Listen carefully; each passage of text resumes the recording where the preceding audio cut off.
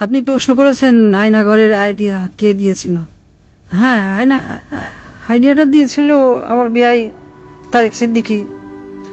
সেই সব কিছু করেছে। গুলি করে মারার দরকার কি? ক্রসফায়ার দিলে বেশি লোক জানাজানি হচ্ছে, সমালোচনা বেশি হচ্ছে। সেদিন থেকে শুরু হলো এই নতুন পরীক্ষামূলক পরিকল্পনা।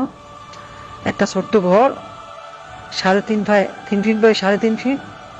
ওইখানে নিজের কোথাও ভালোভাবে শোনা যায় না। হ্যাঁ, আমরা প্রথমে কিছু বিরোধী নেতাকে তুলে আনলাম, এই বিএনপি, জামাত, ছাত্র শিবির, ছাত্রদল, কিছু সাংবাদিক।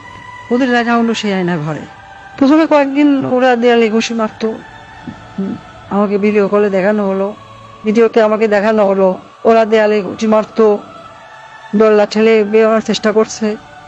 তারপর কিছুদিন দেখি শুধু উপরের দিকে তাকিয়ে থাকে।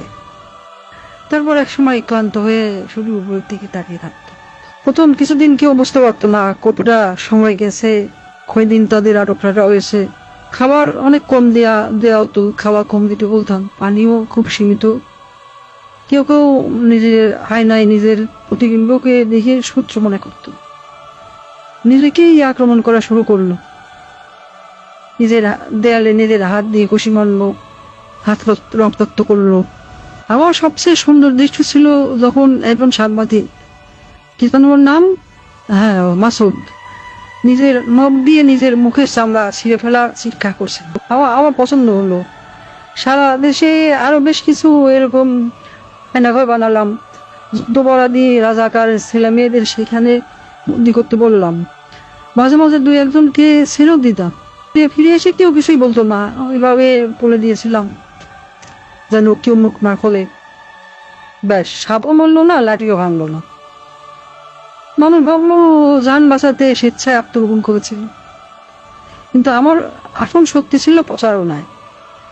আমার দলের নেতা কর্মীরা, তারাও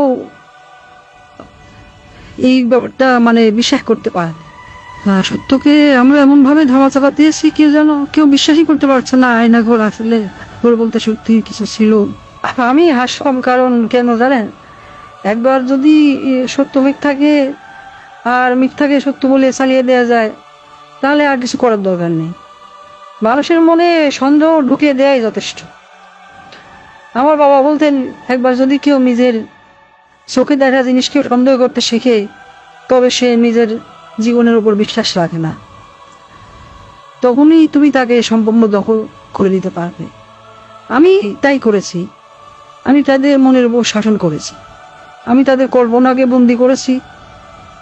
হাসতায় আজও মানুষ সন্দেহ করে আয়না ভালো বলে সত্যিই কিছু ছিল।